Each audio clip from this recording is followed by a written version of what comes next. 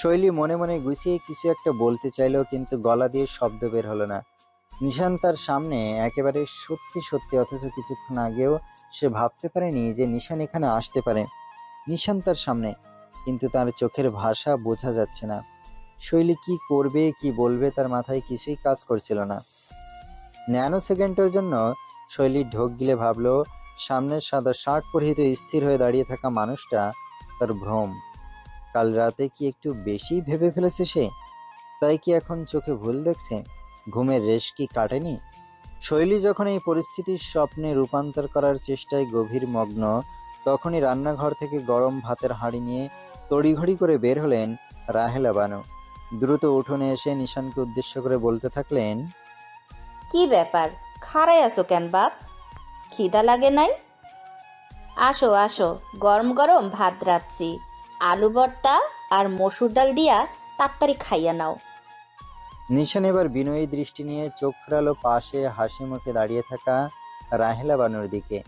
মিষ্টি হেসে তাচ্ছিল্যের সুরে বলল, আমি নয় পরেই খাচ্ছি মামি, আগে আপনার ভাগ্নিকে একটু লেবু পানি খাওয়ান, যে কোনো সময় হার্ট ব্লক করতে পারে। প্রথমে কথার মানে কিছুই বুঝল না ভদ্রমহিলা। তৎক্ষণাৎ নিশানের চোখের দৃষ্টি অনুসরণ করে সে এবার বাড়ির দরজার দিকে তাকিয়ে দেখল। ভূত দেখার মতো চকিত দৃষ্টিতে তাকিয়েছে শৈলী। চোখে মুখে বিস্ময়ের যেন শেষ নেই। হাতে থাকা গামছাটা কোনো মতে কবজিতে আটকে রয়েছে, হাঁটু রীতিমতো কাঁপছে। রাহেলা বানু তো আর শৈলীর অবস্থা বুঝলেন না। তিনি আরো বেশি উৎফুল্লতা নিয়ে হাসি মাখা মুখে বললেন, উঠছস তাহলে? এত দেরি করলি কেন? দেখ দেখ কারা আইছে দেখ, তাড়াতাড়ি আয়, খাম্বার মতো খাড়াই আসুস কেন? শৈলী এবার সদ্বিত ফিরে পেল যেন। ঠোঁট ভুজিয়ে রাহেলার দিকে তাকালো। তার মানে সে আসলেই স্বপ্ন দেখছে না। নিশান ভাই এখন বাস্তবে তার সামনে দাঁড়িয়ে। এটা কিভাবে সম্ভব? শৈলীর অবস্থান কেউ বুঝতে না পারলেও নিশান ঠিকই বুঝতে পারল, কিন্তু সে কোনো কথাই বলল না। চুপচাপ মাদুর বিছিয়ে রাখা মেঝেতে ধপ করে বসে পড়ল। শার্টের হাতা গোটাতে গোটাতে হাঁক ছুড়ল ঘরের দিকে। এই যে শেহজাদ আকাশ খান, দ্রুত ঘর থেকে আসুন। করোনা করে যদি গেলের পর্ব শেষ করে ঘুমের দেশে যেতেন তাহলে খুবই খুশি হতাম। নিশানের কথা শুনে রাহেলাও ফিক করে হাসলেন। তিনিও অবিলম্বে ডাকলেন, আকাশ বাবা, তাড়াতাড়ি আহো, খাইয়া ঘুমাও। শৈলী এবার ঢোক গিলল। তার মাথার উপর দিয়ে সবকিছু যাচ্ছে। তার মানে আকাশ ভাইয়াও এসেছে। দেরি না করে মুখ লুকুতে দ্রুত পা চালিয়ে নিজের ঘরে ঢুকে পড়ল শৈলী। তার এমন অদ্ভুত আচরণে নিশান অবাক না হলেও বেশ অবাক হলেন রাহেলা। নিশান ছেলেটা আসলে শৈলী একবারও কথা বলল না? প্রশ্নটা উকি দিল তার মনে, কিন্তু তিনি ভাবলেন ঘুমের রেশ কাটাতে পারেনি শৈলী। শৈলীর ঘরের দরজা বন্ধ হওয়ার সাথে সাথেই ঘুম ঘুম চোখে হেলতে দুলতে আসতে দেখা গেল বেচারা আকাশকে। সে আর এসব সহ্য করতে পারছে না। নিশানের ওপর বেজায় ক্ষেপে আছে সে। মনে মনে নিশানকে কিছু উদ্ভট অভিশাপও ইতিমধ্যে দিয়েছে আকাশ। পেটে ইঁদুর না দৌড়ালে সে বিছানায় চিৎপটাং হয়ে শুয়ে পড়তে বেশি সময় নিত না। তবে এখন পেটের ক্ষুধা প্রশমন করা জরুরি, নইলে ঘুমও স্বস্তির হবে না। এলোমেলো পায়ে এগিয়ে এসে নিশানের পাশেই ধপ করে বসে পড়ল আকাশ। বড় একটা হাই তুলে আলুর ভর্তার দিকে তাকিয়ে চোখ বড় বড় করে বলে উঠল, আও শিট, আন্টি আলুর ভর্তাতে লাল মরিচ দিয়েছেন? রাহেলা বানু ইতস্তত করলেন। তিনি জানেন শহর থেকে এসেছে ছেলেগুলো এসব খাবার নাও খেতে পারে। এমনিতেও তিনি বেশ অস্বস্তি বোধ করছিলেন প্রথমে, কিন্তু সমুদ্রের কথানুযায়ী ধাতস্থ হয়েছিলেন। আজ বাড়িতে কাঁচা মরিচ ছিল না বলে তিনি শুকনো মরিচ দিয়ে আলুর ভর্তা করেছেন, আর শৈলীও এটা পছন্দ করে। ইয়ে মানে, হ বাপ, শুকনা মরিচ দিয়া করছি। কেন, তুমি খাইতে পারবা না? বেশ করুণ কণ্ঠে বললেন রাহেলা। আকাশও করুণ চোখে তাকালো। সে এত ঝাল মোটেই খেতে পারে না, খেলেই তার পেছন জ্বালাপোড়া করে। তাই নিজের পশ্চাৎদেশ বাঁচাতে আকাশ যেই না মনের কথা বলতে যাবে, তখনই নিশানের গরম আগুনের ন্যায় দৃষ্টি তার দিকে পড়ে। নিশানের ভুরু কুঁচকানো সেই দৃষ্টি দেখে আকাশ মনের জিনিস মনেই রেখে গিলে ফেলল নিজের কথাটা। এখন নিজের পশ্চাৎদেশ বাঁচাতে চাইলে সম্মুখ দেশটা নিশানের কাছে বলি দিতে হবে। বাবা হতে পারাটা বেশ জরুরি। নিজের ভবিষ্যতের কথা চিন্তা করে আকাশ মেকি হেসে বলল, আরে নানা আন্টি, কি যে বলেন, কেন খেতে পারবো না? এই আমি আকাশ খান গরু, ছাগল, ভেড়া, খাসি, হাঁস, মুরগি, মোরগ, ইঁদুর, সাপ, ব্যাঙ, কবুতর, টিয়া, পোকামাকড় সব খেতে পারি। রাহেলা বানু চমকে তাকালেন, বিস্ময় নিয়ে বললেন, হায় হায়, পোলা কয় কি? ও নিশান তোমার বন্ধু? কোত্থেকে আইছে? বিদেশি পোলা নাকি? নিশান আকাশকে একবার উপর থেকে নিচ পর্যন্ত দেখে বলল, খুবই বিদেশি, তবে উন্নত দেশের না, কোন এক আজব গ্রহের। রাহেলা বানু ফিক করে হেসে ফেললেন, আর আকাশ চোখ বড় বড় করে নিশানকে দেখল। বাহ, আমার এই কষ্ট, এই ত্যাগের সম্মানটুকুও দিলে না বন্ধু। আমি মাত্র আমার ভবিষ্যৎ বাঁচানোর জন্য জালোর ভর্তা খাওয়ানোর প্রতিজ্ঞা করলাম, আর তুমি আমাকে এলিয়েন বানিয়ে দিও। ছি বন্ধু, ছি। তোর বাবা হওয়ার ভবিষ্যৎ বাঁচানোর জন্য আমার প্রেজেন্ট মুড নষ্ট করা দরকার ছিল না আকাশ। চুপচাপ খা। আকাশ হতাশ মুখে একবার ভর্তার প্লেটের দিকে তাকালো, তারপর লাল আলুর ভর্তা হাতে তুলে নিয়ে চোখ বন্ধ করে নিজেকে মানসিকভাবে প্রস্তুত করলো। শৈলী তখনও ঘরের ভেতরে লুকিয়ে আছে। নিশানের আচমকা আগমনের ধাক্কা সামলানোর চেষ্টা করছে। বাইরে থেকে আকাশের আর্তনাদ শোনা গেল। ও মাই গড, এত ঝাল, না মানে এত মিষ্টি কেন? আমার জিভ জ্বলে গেল। নিশান চুপচাপ ভাতের লোকমা বানাচ্ছিল। আকাশের কথা শুনে বিরক্ত মুখে বলল, রাহেলা বানু দ্রুত পানির গ্লাস বাড়িয়ে দিলেন আকাশের দিকে, আর আকাশ চোখ বন্ধ করে সেটার দিকে হাত বাড়িয়ে বলল, আন্টি বিশ্বাস করুন, যদি আমার জীবনে কালকের সূর্য না ওঠে তার জন্য দয়া করে আমার নামের পাশে লিখে দিয়েন, অলিক আগুনের লেলিহান শিখায় পড়ে মরল এক বীর যোদ্ধা। নিশান এক মুহূর্তের জন্য ভুরু কুঁচকে তাকালো, তারপর বিরক্ত মুখে বলল, এই জন্যই বলি, তোর জন্ম হচ্ছে ছিল কোন এক থিয়েটারের মাঝে। আকাশও মুখ বাঁকিয়ে পাল্টা উত্তর দিল, আর তোর জন্য হওয়া উচিত ছিল সমুদ্রের মাঝে, খাটাস বেড়া। আকাশের কথায় রাহেলা বানু চোখ বড় করে তাকালেন। এরপর ডালের পাতিল আনতে রান্নাঘরে গেলেন, কিন্তু নিশান একদম নির্লিপ্ত মুখে খাওয়া শুরু করলো। শৈলীর ঘরের দরজার দিকে একবার তাকিয়ে নিয়ে বলল, আকাশ, ভবিষ্যতে বাপ হতে চাস? অবশ্যই, কে না চায়। বেশ, তাহলে তোকে তো একটা বিশেষ কাজ দিতেই হয় আকাশ খান। তৎক্ষণাৎ আকাশের গলায় ভাত আটকে যাওয়ার জোগাড়। নিশানের মুখ থেকে বিশেষ কাজ কথাটা শুনলেই তার গা শিউরে ওঠে। এই নিরামিষের বিশেষ কাজ যে কোনো সহজ কাজ না, এটা সবাই জানে। আকাশ ঢকঢক করে পানি গিলে কাশি সামলাতে সামলাতে বলল, দেখ ভাই, আমি গ্রামের বাড়িতে বেড়াতে এসেছি, আমার ছোট বোনের মতো মিষ্টি ভাত, বোনটাকে নিতে এসেছি, কোনো মিশন পারফর্ম করতে না। কিছু বলিস না প্লিজ। শুধু একটা ছোট্ট কাজ করতেই হবে তোকে। আকাশ মুখ কুঁচকে তাকাতেই নিশান বলে উঠল, শৈলীকে এক্ষুনি এখানে ডেকে আনবে। শৈলীর নাম শুনে আকাশ ভুরু উঁচিয়ে তাকালো। বুঝতে পারলো নিশানের আসল উদ্দেশ্য কি। বাটপাড়ের সর্দার নিজের কাজ আকাশকে দিয়ে করাবে। তবে আকাশকে তো করতেই হবে, কিন্তু ব্যাপারটা সহজ হবে না, কারণ শৈলী তো নিশানকে দেখেই দৌড়ে পালিয়েছে। আকাশ কাতর মুখে বলল, তুই বরং নিজেই যা দোস্ত, আমি এত ঝুঁকি নিতে পারবো না। মেয়েটা তোকে দেখে থ হয়ে গেছে, আমি গেলে যদি নিরাপত্তার জন্য আবার মাথায় কাচের গ্লাস ছুঁড়ে মারে। এমনিতেই তোকে ওর খোঁজ দিয়ে বেইমানি করেছি আমি ড্যাম শিওর শৈলী আমার সাথে এক সপ্তাহ কথা বলবে না। নিশান একদম নির্বিকার মুখে একটা শশার টুকরো মুখে দিল, তারপর শান্ত গলায় বলল, আমি কি তোকে অনুরোধ করছি? একে অর্ডার। আকাশ একদম জমে গেল। নিশানের সাথে তর্ক করে লাভ নেই। শেষ পর্যন্ত সে দীর্ঘশ্বাস ফেলে উঠে দাঁড়ালো। যাই, যুদ্ধটা একবার লড়ে আসি। আকাশ প্লেটে হাত ঝেড়ে উঠতে নিলেই রান্নাঘর থেকে কেবলই বের হওয়া রাহেলা বলে উঠলেন, ও কি আকাশ, কি হইল? উঠলা কেন? খাওন শেষ করো।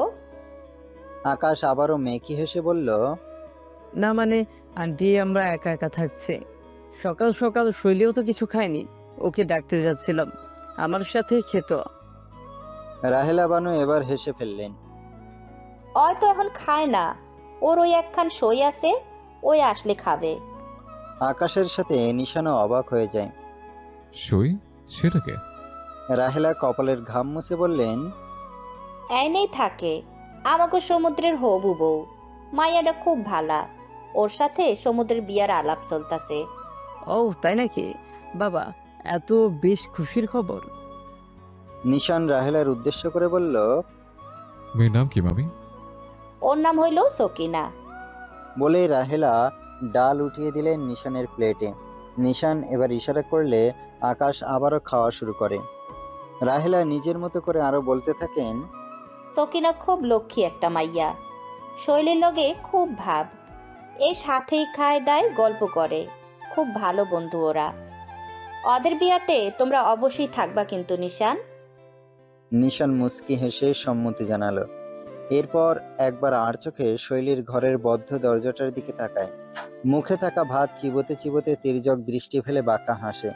সেও দেখতে চায় এই মেয়ে কতক্ষণ দরজা আটকে ভেতরে ঘাপটি মেরে বসে থাকতে পারে। নিশানকে না বলে হুট করে গ্রামে চলে আসার আসল কারণ সে অবশ্যই খুঁজে বের করবে। ঘরের মধ্যে পায়চারি করছে শৈলী, রীতিমতো হাত পা ঘেমে গেছে তার। দু হাত কচলাতে কচলাতে রক্ত জমাট বেঁধেছে খানিকটা। ঘরের এ প্রান্ত থেকে ওই প্রান্ত পর্যন্ত শুধু পায়চারি করছে সে। মাথায় তালগোল পাকিয়ে যাচ্ছে সব চিন্তাগুলো। এটা স্বাভাবিকও বটে। নিশান নামটা তার জীবনে যতটা গভীরতা নিয়ে এসেছে ততটাই ভয়ও জাগিয়েছে। তার মানে আবার দেখা, নিশান সত্যি এসেছে এভাবে এখানে। শৈলীর কপালে বিন্দু বিন্দু ঘাম জমছে। নিশানের মুখটা মনে পড়তেই তার বুক ধড়ফড় করে উঠল। কি করবে এখন? মুখোমুখি হতে হবে? কি বলবে? কি বলার আছে? কেননা বলে চলে এসেছে, এর জবাব কি দেবে? শৈলীর মনে পড়ে গেল শেষ সেই দিনটা যখন নিশানকে দেখেছিল। তখনও নিশানের চোখে একই দৃষ্টি ছিল, গম্ভীর, স্থির, অথচ তীব্র। শৈলী হঠাৎই চমকে উঠল দরজার কপাটে হালকা শব্দ শুনে। কেউ কি এসেছিল? নিশান? সে শ্বাস আটকে তাকিয়ে রইল দরজার দিকে। কিছুক্ষণ পর বাইরে পায়ের শব্দ মিলিয়ে গেল। শৈলী দাঁড়িয়ে থাকলো নিঃশ্বাস বন্ধ করে, যেন নিশানের উপস্থিতি কেবল তার ঘরের বাইরে নয়, তার মনের ভেতরেও ঘনিয়ে এসেছে।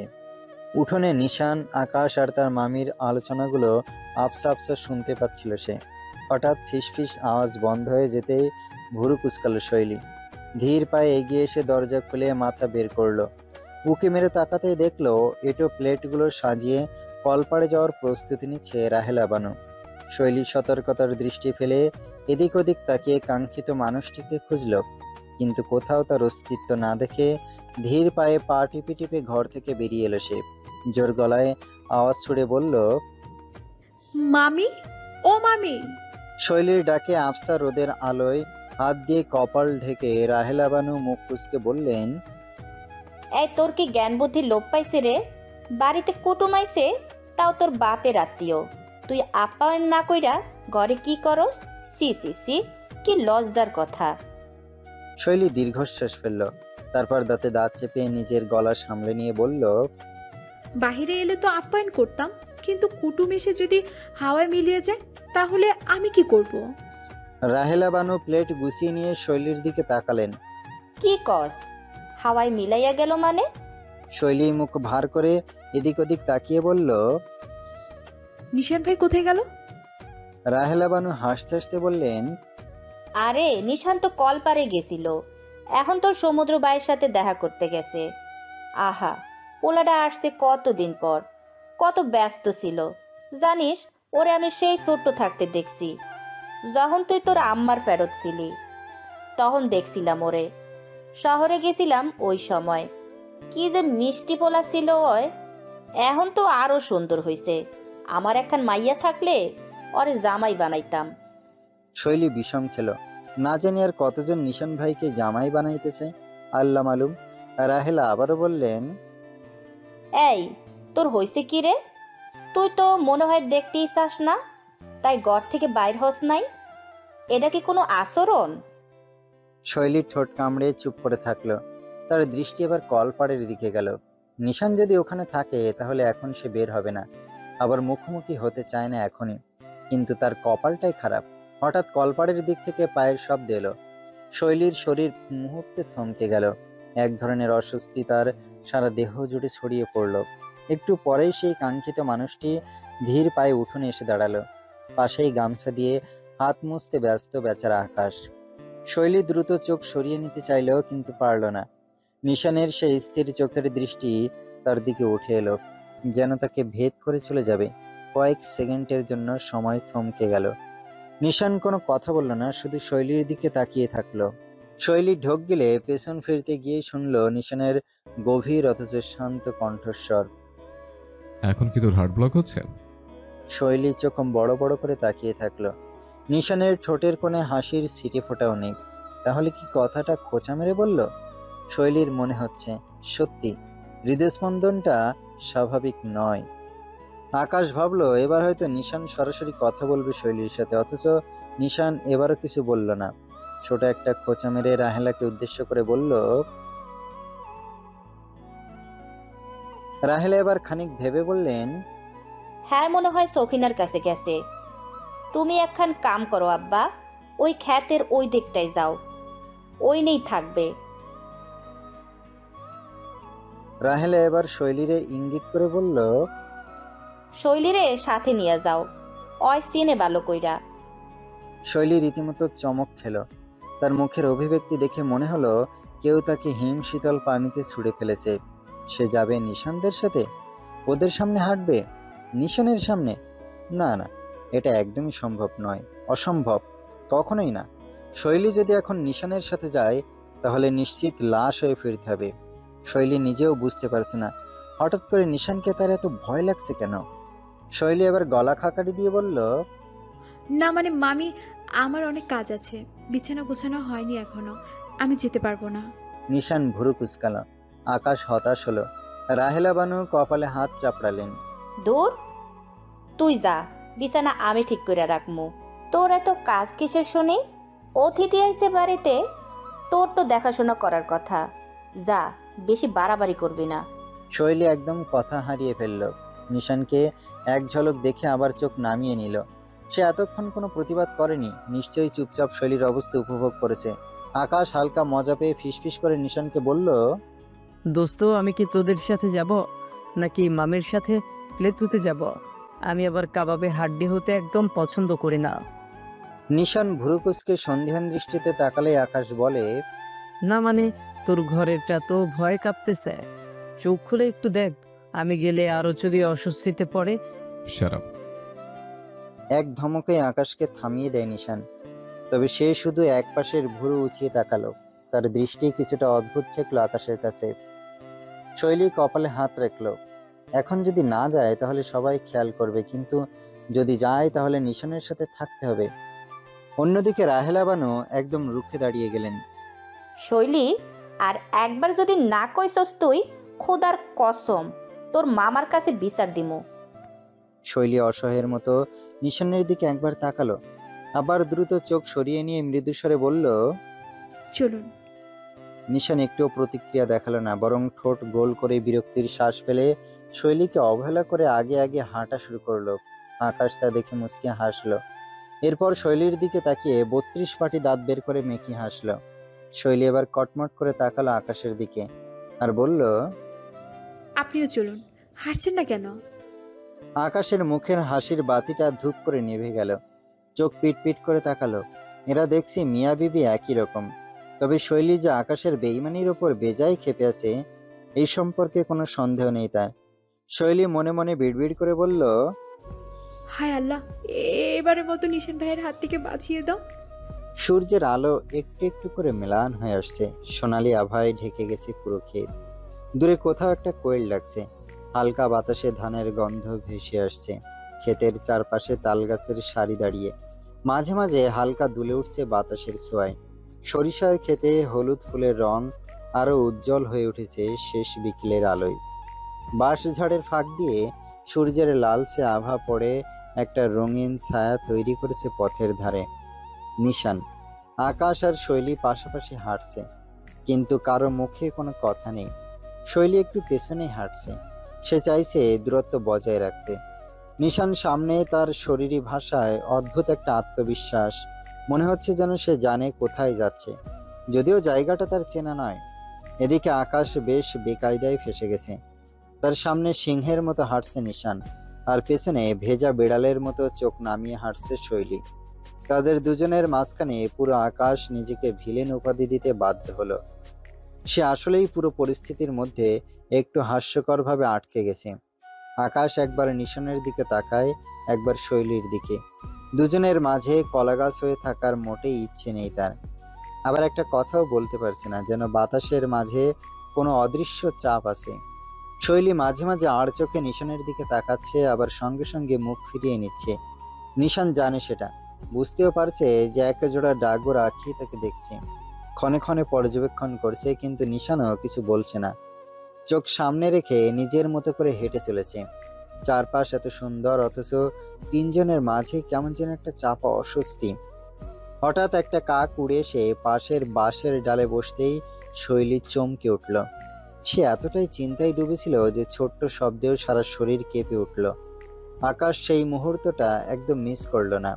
সে মুখ চেপে হাসল। নিশান শুধু একবার শৈলীর দিকে ভুরকুচকে তাকালো, কিন্তু মুখে কিছু বলল না। ঠোঁটের কোণে হালকা একটা চাপা হাসি খেলা করছে আকাশের, যা নিশান বা শৈলী দেখেও দেখেনি। বাতাসটা একটু জোরে বইতে লাগলো। সরিষার হলুদ ফুলগুলো দুলে উঠলো একসাথে, যেন তাদের দেখেই হাসছে। কিন্তু তিনজনের হাঁটার গতি একই রকম রইল, একটু ধীর, একটু অস্বস্তিকর, তবুও একই পথে। আরো কিছুটা পথ এগিয়ে যেতেই দূরে এক ফাঁকা জমির মাঝখানে একটা চেনা অবয়ব দেখতে পেল শৈলী। সমুদ্রই হবে, এমনটা আন্দাজ করতে সময় লাগলো না তার। রোদের রং এখন গাঢ় কমলা। খেতে কাজ করা মানুষের ছায়া লম্বা হয়ে পড়েছে মাটিতে। সমুদ্র ধানের আটি গুছিয়ে নিচ্ছে, মাঝে মাঝে হাত দিয়ে কপালের ঘাম মুছছে। তার পাশেই একটা লাল গামছা বাঁশের মাথায় উড়ছে, হয়তো বাতাসে শুকানোর জন্য রাখা। শৈলী হাঁটা থামিয়ে এক মুহূর্ত চুপ করে দাঁড়ালো, তারপর ডান হাতটা তুলে আঙুল দিয়ে নিশান আর আকাশকে দেখিয়ে বলল, ওই যে ওখানে সমুদ্র ভাইয়া। নিশান তাকিয়ে দেখলো, তার চোখ জোড়া সামান্য সংকুচিত হলো, যেন সে মনোযোগ দিয়ে দূরের মানুষটাকে পর্যবেক্ষণ করছে। আকাশ মুখ একটু সামনে বাড়িয়ে তাকিয়ে বলল, ওইটাই বলছি, সমুদ্র। শৈলী মাথা নাড়ল। নিশান কিছু বলল না, শুধু একবার শৈলীর দিকে তাকালো। আকাশ হাত তুলে হালকা ভঙ্গিতে বলল, তাহলে চলো কাছে গিয়ে দেখা যাক। সমুদ্রের পাশেই হাতে এঁটো পেয়ারা নিয়ে কোমরে আরেক হাত রেখে বকবক করতে দেখা গেল সকিনাকে। দূর থেকে বোঝাই যাচ্ছে মেয়েটা সমুদ্রের উপর বেজায় ক্ষেপে আছে, আর তাই রাগ উগড়িয়ে দিচ্ছে মনের সুখে। ক্ষেতের উঁচু মাচার পাশ থেকে সকিনার রাগান্বিত কণ্ঠ আবসা আবসা ভেসে এলো। নিশান ভুরুকুসকে দূর থেকে দেখতে পেল সমুদ্রে একটা কোদাল হাতে ক্ষেতে টুকটাক কাজ করছে, আর পাশে সকিনা দাঁড়িয়ে একের পর এক কথা বলে যাচ্ছে। সকিনার কণ্ঠে বিরক্তির ছোঁয়া, যেন সে কিছু একটা বোঝানোর চেষ্টা করছে, কিন্তু সমুদ্র নির্বিকার। শৈলী আর আকাশও থেমে গেল। নিশান এগোচ্ছে না দেখে তারাও এগোতে পারছে না যে। আকাশ অবশ্য দূর থেকে সকিনাকে দেখে ফিসফিস করে বলল, বাপরে, এটাই তবে সুখ না? সমুদ্রের হবু বউ দেখি বেশ ভালোই বকর বকর করছে। বউ তো নয় যেন আগুনের গোলা, এটাকে সামলাবে কিভাবে? শৈলী কোনো কথা বলল না, শুধু নীরবে তাকিয়ে রইল। এতক্ষণ ধরে নিজের মনে যে উত্তেজনা, অস্বস্তি, সংকোচ ছিল, নিশানকে স্থির হয়ে দাঁড়িয়ে থাকতে দেখে সেটার জায়গায় এখন কৌতূহল কাজ করছে। লোকটা কি মনে মনে কিছু ভাবছে? সামনের দিকে তাকাতেই দেখা গেল সমুদ্র কোদালটা মাটিতে ঠেকিয়ে একবার সকিনার দিকে তাকালো, তারপর মাথা ঝাঁকিয়ে হাত নেড়ে নেড়ে কি যেন বলতে থাকলো। সকিনাও হতাশ হয়ে হাত দুটো নেড়ে কি যেন বলল। আকাশ এবার ফিসফিস করে নিশানের দিকে তাকিয়ে বলল, এই ভাই, এখানে তো রীতিমতো প্রেম বিবাদ চলছে মনে হচ্ছে। শৈলী আড়ালে হাসলো, তবে কিছু বলল না। আকাশ এবার বিরক্ত হয়ে যায়। নিশান, তুই কি এখানেই দাঁড়িয়ে থাকবি? চল যাই। এতক্ষণ পর সদ্বিত ফিরে পেল নিশান। স্থির দৃষ্টি ফেলে তাকালো শৈলী আর আকাশের দিকে। কিছুক্ষণ নীরব থেকে হঠাৎ বলে উঠল, আকাশ, তুই সমুদ্র ওখানটায় যা, আমরা একটু পরে আসছি। চমকে তাকালো মাথা নিচু করে রাখা শৈলী। শুকনো ঢোক গিলল মেয়েটা। চোখ জোড়া স্থির রেখে বোঝার চেষ্টা করলো এখানে আমরা বলতে নিশান কাদের বুঝিয়েছে। আকাশ ভাইয়াকে চলে যেতে বলেছে, তার মানে কি? শৈলী আসলে বেশ ভয় পেল। এদিকে আকাশ যা বোঝার বুঝে গেল। মুচকি হেসে মাথা নেড়ে সায় দিল নিশানের কথায়। তবে সেও বুঝতে পারছে শৈলীর সাথে স্বাভাবিক কিছু হবে না। নিশান আবারও বলল, যা, তুই সমুদ্রের সাথে আলাপ কর। আচ্ছা। বলে আকাশ দুহাত পকেটে গুজে নেয়। শীষ বাজাতে বাজাতে এগিয়ে যায় সমুদ্র আর সকিনার দিকে। অথচ আকাশ বুঝতেই পারল না যে সে অজান্তে একটা দুর্বল হরিণকে শিকারী বাঘের কাছে ফেলে রেখে গেল। আকাশ অনেকটা দূরে চলে গেলে আবার ঢোক গেলে শৈলী। ঠোঁট ভিজিয়ে ভাবতে থাকে কিভাবে কি বলবে সে। নিশানের করা প্রশ্নগুলোর জবাব কি আসলেই সে দিতে পারবে, নাকি ব্যর্থ হয়ে ধমক খেতে হবে? অজস্র চিন্তায় যখন শৈলীর বুকের ধুকপুকানিটা বেড়ে গেল, তখনই তার হৃদয়ে দামামা বাজাতে ঈগলের মতো তির্যক দৃষ্টি ফেলে শৈলীর দিকেই তাকালো নিশান। শৈলী মাথা নিচু করে থেকে এক পলক তাকালো। কপালে তো বিন্দু বিন্দু ঘাম জমেছেই। হাত দুটো রীতিমতো কচলাতে কচলাতে লাল হয়ে গেছে তার। সেই হাত দুটোর দিকে তাকিয়ে নিশান ভুরু কুঁচকে বলল, হাতের চামড়া উঠতে চেয়েছিস? শক্ত করে দুহাত চেপে তড়িঘড়ি করে দুদিকে মাথা নাড়ালো শৈলী। নীরবে দ্রুত বোঝালো না। নিশান এবার আরো বেশি ভুরু কুঁচকালো। আশেপাশে তাকিয়ে দেখলো প্রায় 10-12 জন লোক কাজ করছে এখানে। চারিদিকে চোখ বুলিয়ে কিছু একটা খুঁজলো নিশান। এরপর হঠাৎ কাঙ্ক্ষিত জিনিসটা পেতেই পকেটে হাত গুজে ছোট করে নির্দেশ ছুড়ল। ওদিকটায় চল। শৈলী নিশানের চোখ অনুসরণ করে পেছনে তাকিয়ে দেখলো বড় বাঁশবাগানটার পাশে মেহগনি গাছে ভরপুর বেড়া দেয়া ফাঁকা জায়গাটায় নিশান যাওয়ার নির্দেশ দিয়েছে। শৈলীর গলা শুকিয়ে এলো। নিশান ওদিকটায় যেতে বলছে কেন? ওই জায়গাটা তুলনামূলক নির্জন। আশেপাশে লোকজন থাকলেও দূরে দূরে ব্যস্ত। কেউই এদিকে খেয়াল করবে না। সে কিছু বলতে গিয়েও গলার স্বর আটকে গেল, যেন একেবারেই শুকিয়ে গেছে কণ্ঠ। নিশান পকেটে হাত গুজেই তাকিয়ে রইল, অপেক্ষা করছে সে শৈলী নিজে হাঁটতে শুরু করবে। শৈলী অসহায় দৃষ্টিতে একবার আকাশের দিকে তাকালো, কিন্তু সে তো সমুদ্র আর ছকিনার কথাবার্তায় ব্যস্ত। এক ফোঁটা সাহায্যেরও আশা নেই তার কাছ থেকে। শৈলী বুঝতে পারলো পালানোর উপায় নেই। নিশানের নির্দেশ উপেক্ষা করার সাহস তার নেই। সে জানে যে সেটা করতে গেলে ফলাফল আরো ভয়ানক হবে। শক্ত করে ঠোঁট কামড়ে শৈলী ধীরে ধীরে পা বাড়ালো বাঁশবাগানের পাশে বেড়া দেওয়া জায়গাটার দিকে। নিশানও নিশ্চুপে পেছন পেছন হাঁটতে লাগলো। 1 পা 2 পা 3 পা, চারপাশের শব্দ যেন ধীরে ধীরে ফিকে হয়ে আসছে শৈলীর কাছে। কেবল নিজের হৃদস্পন্দনের শব্দটাই যেন স্পষ্ট শোনা যাচ্ছে কানে। হয়তো পেছনে থাকা ব্যক্তিটাও শুনতে পেল। তাই তো তৎক্ষণাৎ জোর গলায় ধমকের সুরে বলে উঠল, শ্বাস নিতে সমস্যা হচ্ছে? অক্সিজেন মাস্ক লাগাবে? সিলিন্ডার আনবো? শৈলী দাঁত দিয়ে জিভ কাটলো, চমকে উঠে থমকে গেল। নিশানের কণ্ঠে ধমকের সঙ্গে এক ধরনের শীতল ব্যঙ্গ মিশে আছে, যা তাকে আরো বেশি অসহায় করে তুলল। তড়িঘড়ি করে দুদিকে মাথা ঝাঁকালো সে। মাথা নাড়ানোর তোপে কিছুটা আলগা হলো খোপা, কিন্তু খুলে গেল না, যা দেখে বেশ অসন্তুষ্ট হলো নিশান। শৈলীর বেঁধে রাখা চুল তার খুব একটা পছন্দের নয়। তবুও সে মুখে বিষাদের ছায়া নামিয়ে দাঁত চেপে একটু বিরক্তির সুরে বলল, তাহলে হাত পা কাঁপছিস কেন? ভূমিকম্প হচ্ছে নাকি? শৈলী আরো বেশি বিব্রত হয়ে গেল। সে নিজের হাত দুটো শক্ত করে একসাথে চেপে ধরল, যেন কাঁপুনি কমাতে পারে। নিশানের সামনে এমন দুর্বলভাবে দাঁড়িয়ে থাকা তার একদমই পছন্দ হচ্ছে না, কিন্তু নিজের শরীরের প্রতিক্রিয়াগুলো তো আর নিয়ন্ত্রণে আনতে পারছে না।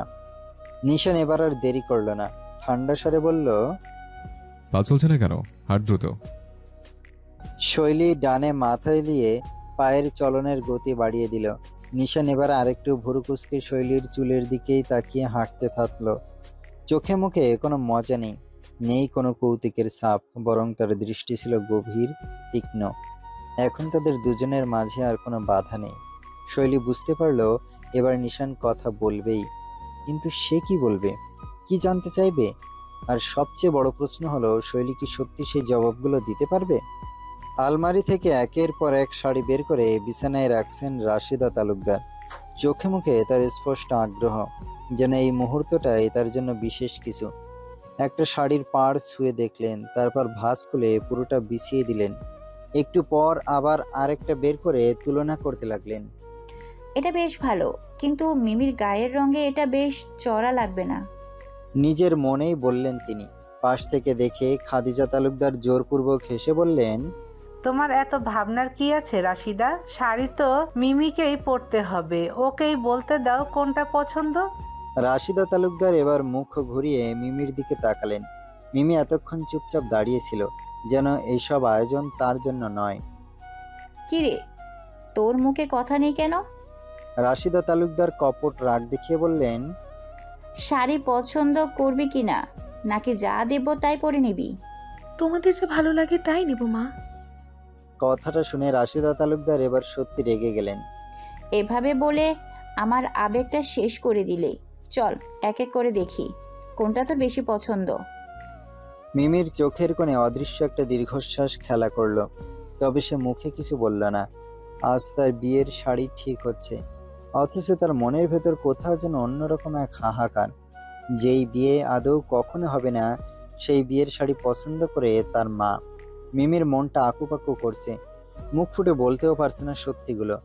রিমির কড়া আদেশ, এখনই কিছু বলা যাবে না, কারণ শৈলী না ফিরে আসা পর্যন্ত মুখ বন্ধ রাখা ভালো। মিমি এবার ইশারা করলো রিমিকে। রিমি মাথা নেড়ে সায় দিল, নীরবে আশ্বাস দিল যে যা হচ্ছে হতে দে, কিছু হবে না। সবশেষে একটা নীল রঙের শাড়ি পছন্দ করে রাশিদা এবং খাদিজা প্রস্থান নিলেন।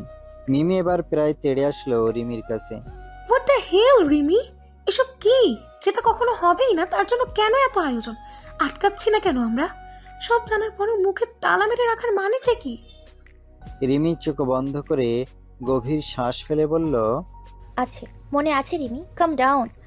আমরা এইভাবে আগেভাবে নিশান ভাইকে না বলে কিচ্ছু করতে পারি না। তখন একটু এদিক থেকে ওদিক হলে নিশান ভাই জ্যান্ত পুঁতে দিবে। নিশান ভাই শৈলী আপুকে নিয়ে আগে বাড়িতে ফিরো।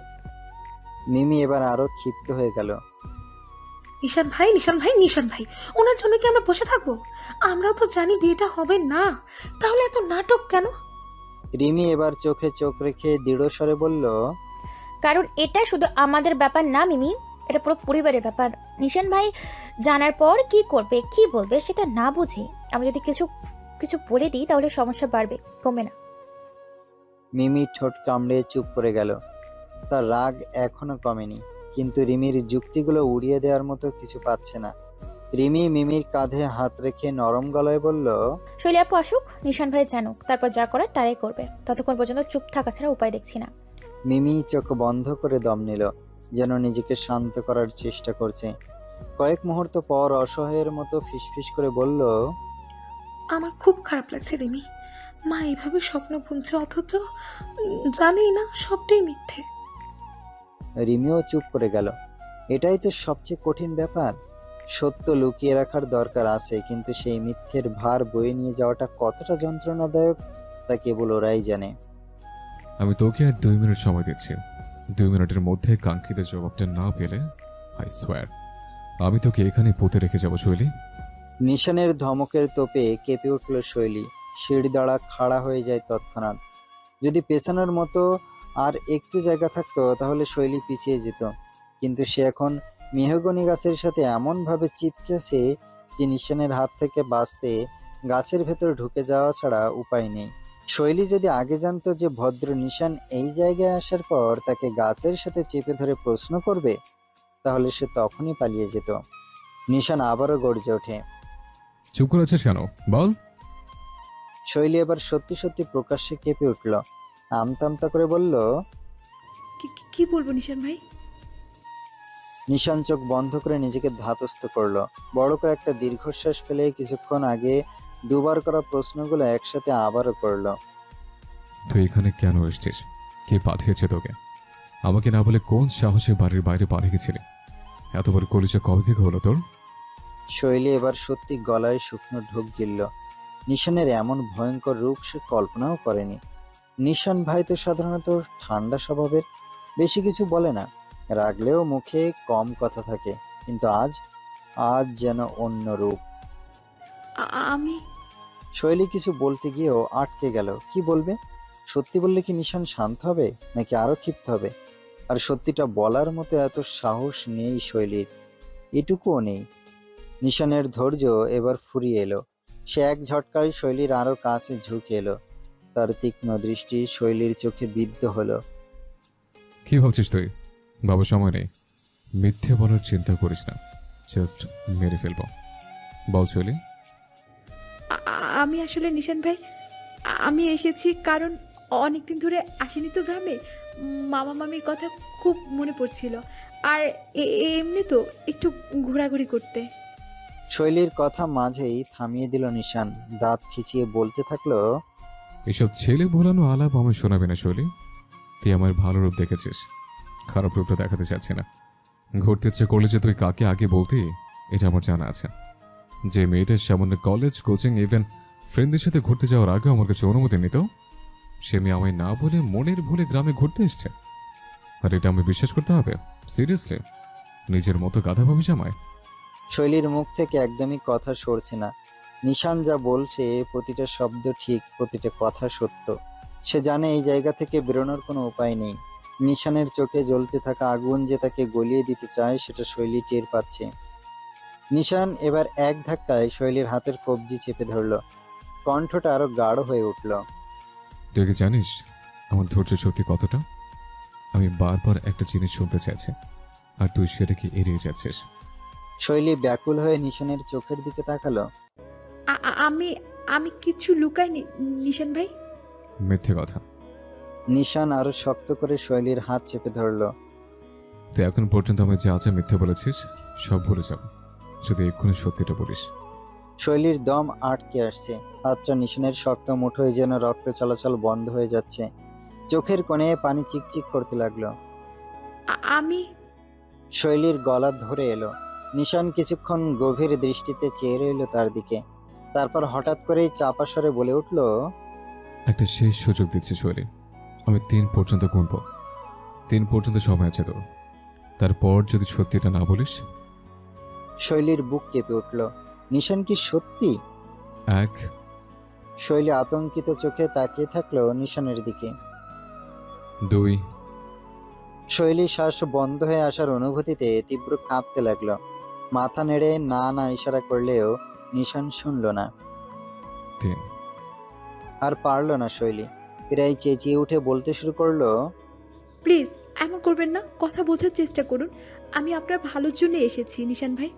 আমি কখনো চাইনি আমার জন্য বাড়িতে অথবা আমার জন্য আপনার জীবনে কোনো অশান্তি হোক। আমি কখনো চাইনি আর চাইবও না। আমি কখনো আপনার ক্ষতিও চাইবো না নিশান ভাই। আপনার ভবিষ্যতের কথা চিন্তা করে আমি চলে এসেছি। আমি মোটেও আপনার আর মিমির মাঝে তৃতীয় ব্যক্তি হয়ে দাঁড়াতে চাই না।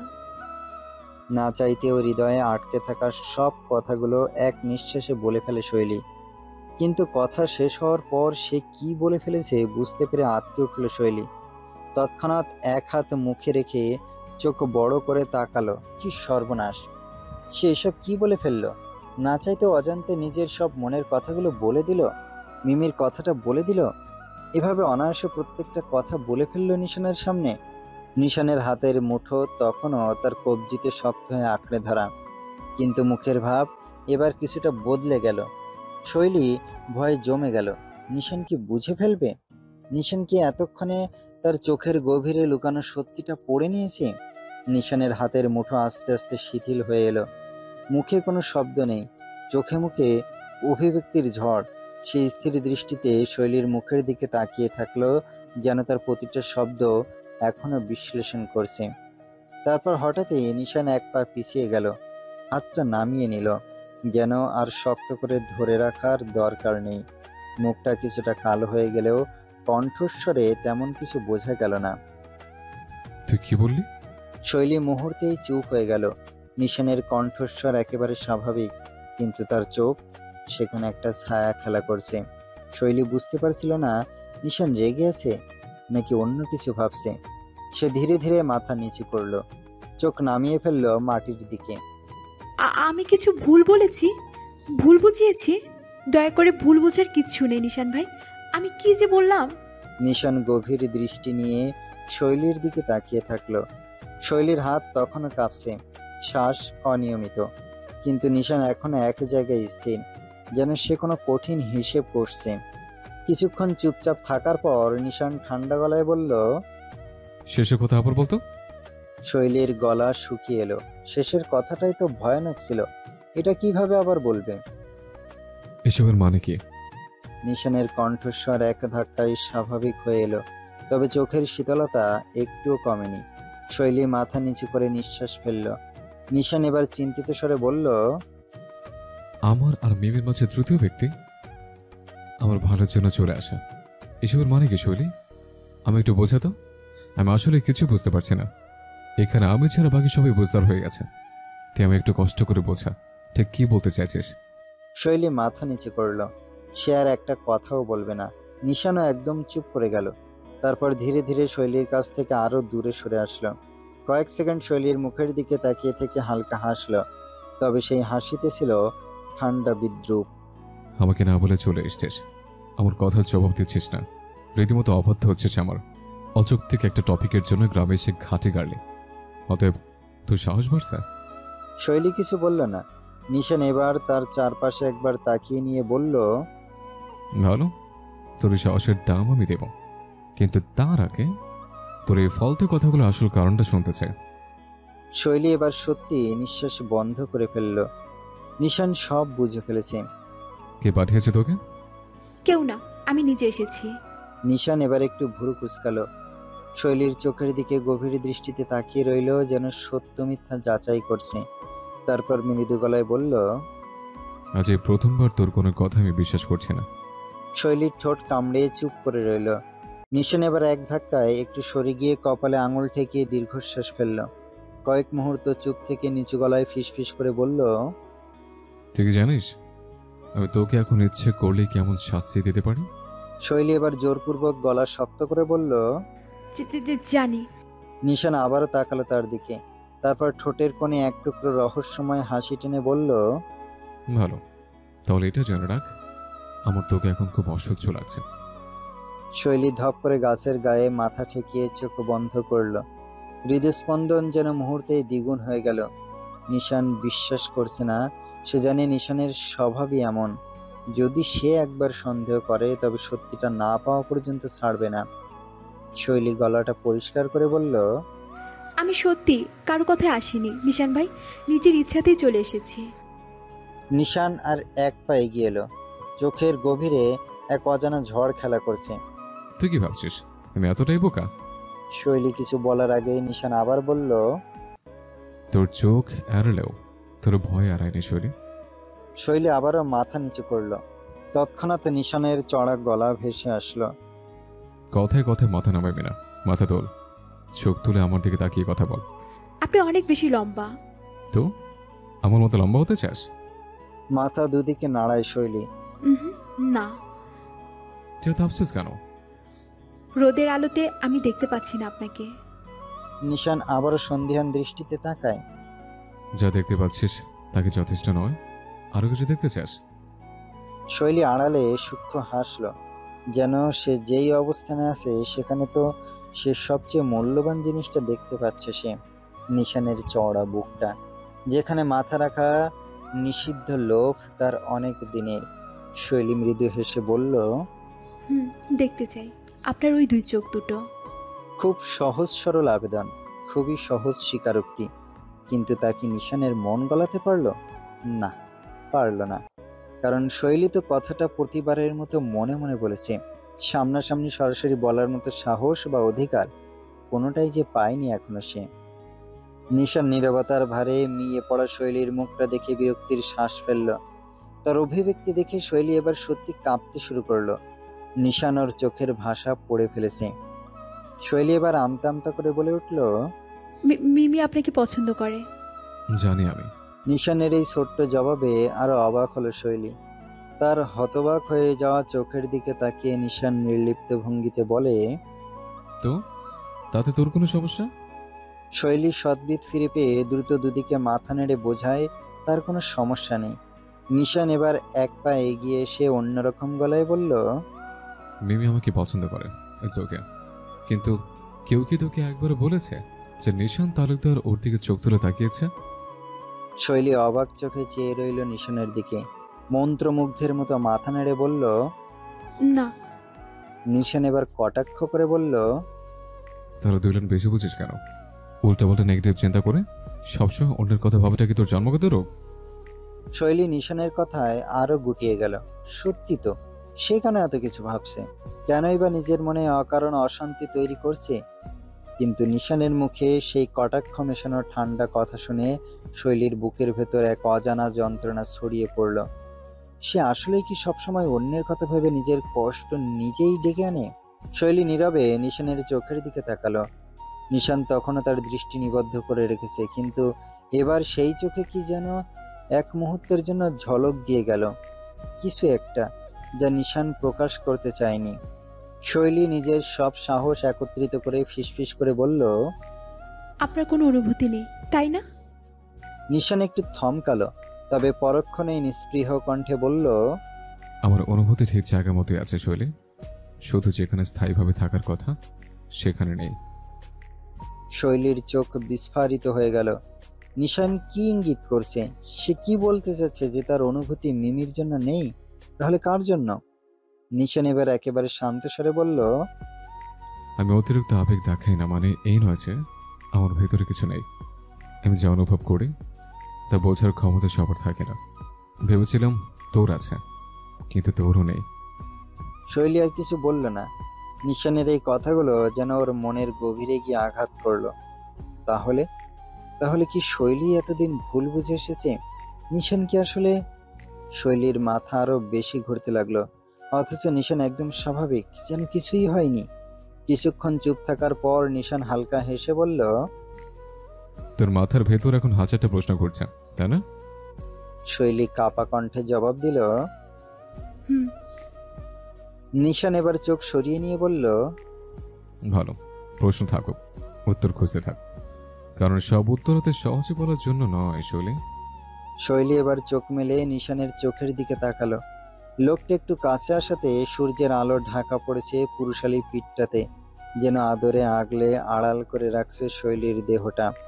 নিশান শৈলীর এই কৌতূহল মিশ্রিত চোখ জোড়ার দিকে তাকিয়ে নেশালো গলায় বলে উঠল, আমার হিমরূপার হৃদয়ের সুখের এক প্রজ্বলিত প্রদীপ জ্বালাতে চেয়েছিলাম। খুব অনুরাগী নিচের মধ্যে আঁকলে রেখেছি সেই শিখাকে, কিন্তু এখন যদি আমার হিমরূপা অবুঝে রয়ে যায়, তবে আমি অমূল্য প্রদীপ রাখবো কোথায়? শৈলী বিস্ময়ে নিশানের দিকে তাকিয়ে রইল। হিমরূপা? আবার সেই নেশালো ডাক। নিশান ভাই কি সত্যি তার কথা বলছে? নিশানের সেই গভীর নেশালো কণ্ঠে এখনো শৈলীর কানে বাজছে। সুখের এক প্রজ্বলিত প্রদীপ। শৈলীর বুকের ভেতর ধুকপুক শব্দ আরো বেড়ে গেল। নিশান কি সত্যি ওর জন্য? কিন্তু শৈলী এখনো সম্পূর্ণ নিশ্চিত হতে পারছে না। সে যদি কিছু ভুল বুঝে থাকে, যদি নিশান থেকে অন্য কিছু বোঝাতে চায়। আজ যেন শৈলীর সাহস আকাশচুম্বী। সে নির্দ্বিধায় ধীর গলায় বলল, আপনার আপনার হিমরূপাকে নিশান ভাই? নিশান এক মুহূর্ত শৈলীর চোখের দিকে তাকিয়ে রইল, তারপর খুব ধীরে বলল, যে আজও বোঝেনি তাকে থাকার মানেটা কি? শৈলী যখনই গভীরভাবে কিছু ভাবতে গেল, তখনই নিশান ঠান্ডা গলায় বলল, তুই আমার থেকে দূরে যেতে চাস, তাই না? তাহলে দূরে যা, কিন্তু মিথ্যে বলে না। শৈলীর বুকের ভেতর হাহাকার করে উঠল। এটা কি হলো? ন্যানো সেকেন্ডের মধ্যে আবারও অভিব্যক্তির পরিবর্তন। সে কি সত্যি মিথ্যে বলছে? নিজের ভালোবাসা অস্বীকার করাটাই কি সত্যি? আমি তো। গলা ধরে এলো শৈলীর। নিশান তার দিকে এক দৃষ্টিতে তাকিয়ে বলল, একটা শেষ প্রশ্ন করবো শৈলী, তারপর আমি আর তোর পথ আটকাবো না। শৈলী জানে নিশান যা বলে তা করে। সে নিঃশব্দে মাথা ঝুঁকালো। নিশানের গলা এবার একটু নরম হলো, তবে চোখের শীতলতা কাটল না। তুই কি সত্যি আমার ভালো চাস? শৈলী এক মুহূর্তের জন্য নিশানের চোখের দিকে তাকালো, তারপর নিঃসন্দেহে বলল, হ্যাঁ। নিশান দীর্ঘ নিঃশ্বাস ফেলল, মাথা নিচে করলো কয়েক মুহূর্তের জন্য। তারপর শৈলীর দিকে তাকিয়ে ঠোঁটের কোণে হালকা বিদ্রুপের হাসি টেনে বলল, তাহলে তুই সবচেয়ে বড় ভুলটা করেছিস শৈলী, কারণ তুই যা ভালো ভাবছিস সেটা আদৌ আমার জন্য ভালো নয়। তুই তাহলে কখনো আমায় বুঝতেই পারিস না। শৈলী বিস্মিত হয়ে নিশানের দিকে তাকিয়ে রইল, আর নিশান সেই দৃষ্টি এড়িয়ে চলে গেল। কিন্তু যাওয়ার আগে এক মুহূর্তের জন্য থেমে বলল, তোর জন্য এখনো সময় আছে। সত্যিটা বলার সাহস থাকলে আমি খুঁজে নিস। আজকে রাতটায় সময় আছে, আমি কাল চলে যাব। এখন কেউ যদি আমার সাথে যেতে চায়, আমি সাদরে গ্রহণ করব তাকে। বলে নিশান আর কোনো কথা না বলে এক পা পিছিয়ে এলো। শৈলীর চারপাশ থেকে রোদের আলো আবার ফিরে এলো, যেন নিশান তাকে আগলে রাখা থেকে নিজেকে সরিয়ে নিচ্ছে। শৈলী কিছু বলতে গিয়েও থেমে গেল। তার বুকের মধ্যে কেমন যেন শূন্যতা জমতে লাগলো। স্থির হয়ে দাঁড়িয়ে রইল মেয়েটা, যেন নিশানের কথাগুলো বাতাসে ঝুলে রইল। শৈলী এবার বুঝল, নিশান শুধু সন্দেহই করেনি, বরং অনেক কিছুই বুঝে ফেলেছে। নিশান চলেই যাচ্ছিল, হঠাৎ একটু থেমে মাথা ঘুরিয়ে বলল। শৈলী, শৈলী তৎক্ষণাৎ চোখ তুলে তাকালো। নিশানের ঠোঁটে এক ঝলক রহস্যময় হাসি খেলে গেল। হিমরুবাকে একটা কথা জানিয়ে দিতে চাই। কখনো কখনো উত্তর খোঁজার চেয়ে অনুভব করাটা বেশি জরুরি। এটুকুই যথেষ্ট ছিল শৈলীর শরীরে হিমশীতল স্রোত বইয়ে দেওয়ার জন্য। এবার নিশান একটুও পিছু না তাকিয়ে চলে গেল, রেখে গেল এক গাদা অজানা অনুভূতি, শূন্যতার ধাঁধা আর একরাশ অস্থিরতা। শৈলীর মনের কোণে আবারও সূক্ষ্ম নাড়া দিল।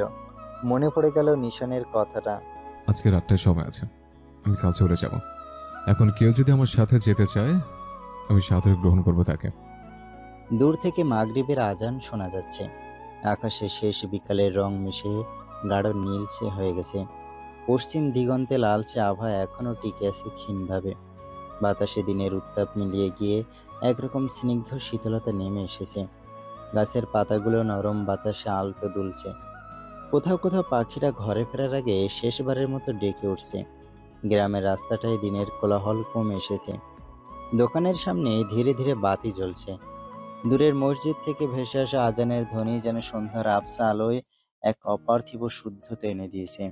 পাশের গলিতে কয়েকটা শিশু ধীর কণ্ঠে খেলতে খেলতে ঘরে ফেরার ডাক শুনছে। পুরো পরিবেশটা এক অদ্ভুত প্রশান্তির চাদরে ঢেকে যাচ্ছে। এদিকে আকাশ পড়েছে মহাবিপদে। সে আগে কোনোদিনও গ্রামে কলপড়া ব্যবহার করেনি। এই কারণে এখানে একটু তার অস্বস্তি হচ্ছে, মেজাজটাও খারাপ হচ্ছে ভীষণ। নিশান সেই যে কলপাড়ে ঢুকেছে, তার আর বের হওয়ার নামই নেই। আর এদিকে মশার কামড় খেতে খেতে মুখ কুঁচকে হাতে গামছা নিয়ে দাঁড়িয়ে আছে আকাশ। তার আরেক হাতে আবার নিশানের ফোনটার অস্তিত্ব পাওয়া যাচ্ছে। আকাশ তৃতীয়বারের মতো হাত ছেড়ে রাখলো। ভাই নিশান, তুমি কি ভেতরে ওই সুন্দরী টিউবওয়েলের সাথেই সংসার পেতে ফেলেছো নাকি? বের হবে না? একদম বাসর করেই আসবে? শৈলীকে এক গ্লাস গরম দুধ আনতে বলবো? নিশান কোনো উত্তর দিল না। ভেতরে শুধু টিউবওয়েলের পানি পড়ার টুপটাপ শব্দ শোনা যাচ্ছে। আকাশ বিরক্ত হয়ে গামছাটা শক্ত করে হাতে পেঁচিয়ে নিল, যেন মশার সাথে চূড়ান্ত লড়াইয়ে নামবে।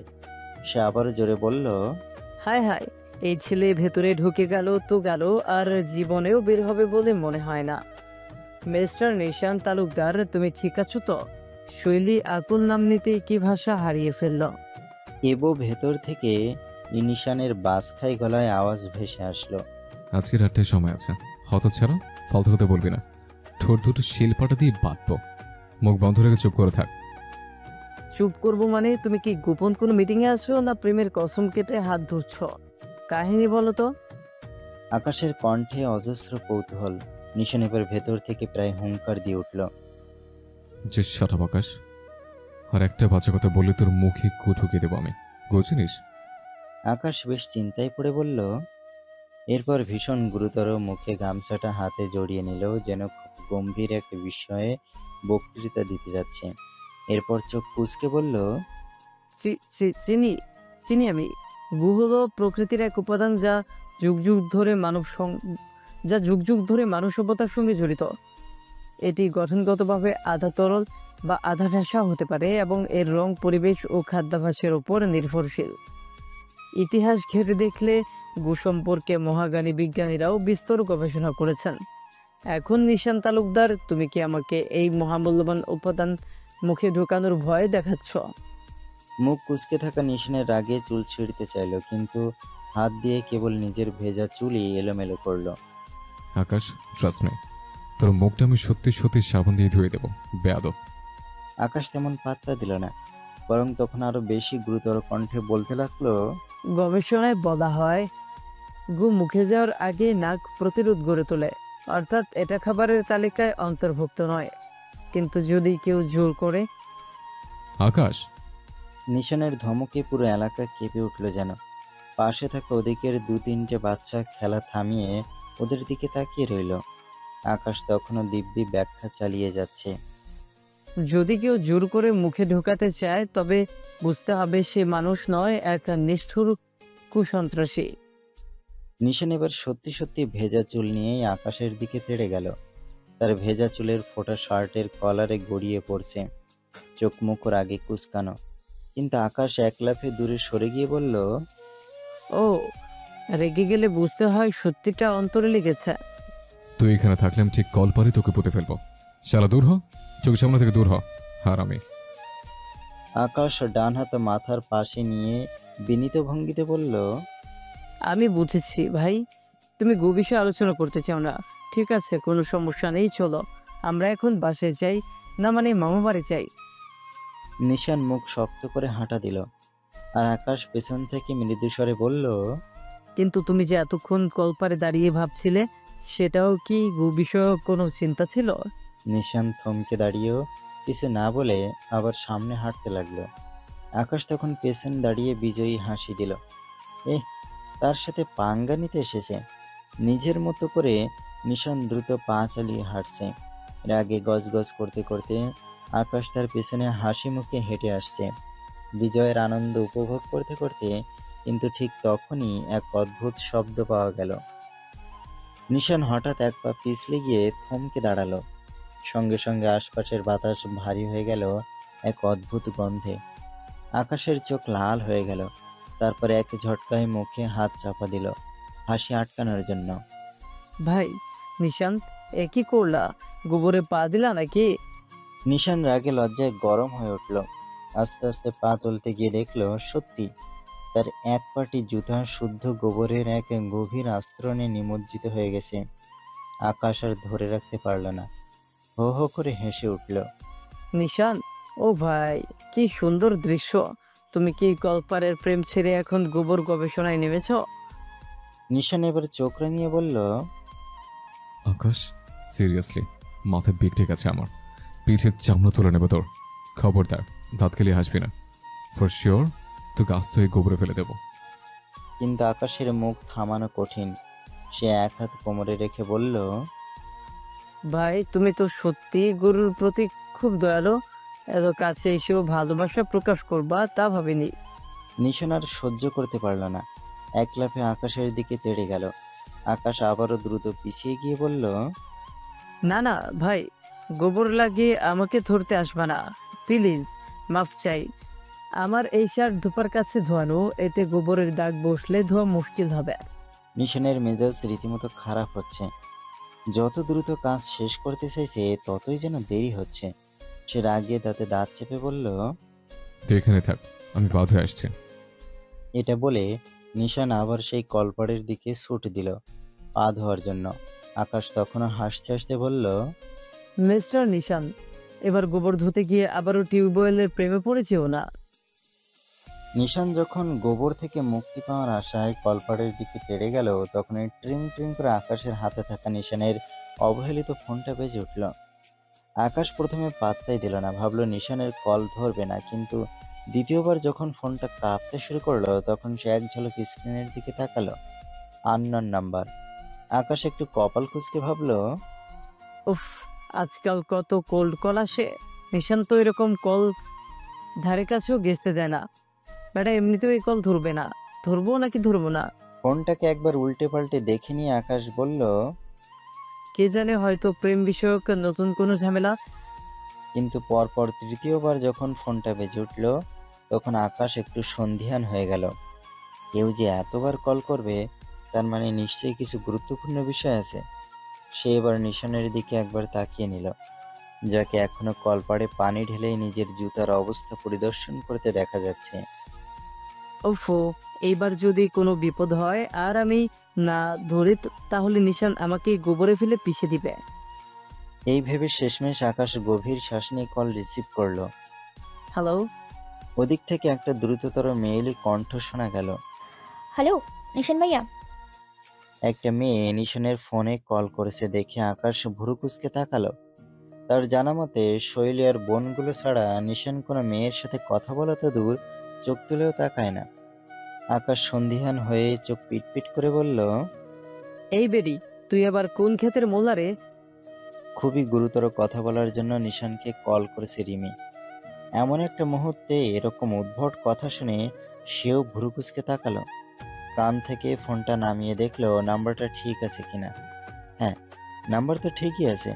তাহলে নিশান ভাইয়ার বদলে এটা কে কথা বলল? রিমি এবার খুব কৌতূহল নিয়ে বলল, এক্সকিউজ মি, কে আপনি? আকাশ আবারও মুখ কুচকালো। লে হালুয়া, বেডি নিজে কল করে আবার জিগাও যে আমি কে? কানে আর মুখে কি বেশি মেকআপ দিছোস নাকি? রিমি এবার বিরক্ত হয়ে বলল, দেখুন মিস্টার, এসে নিশান ভাইয়ের নাম্বার, তাই না?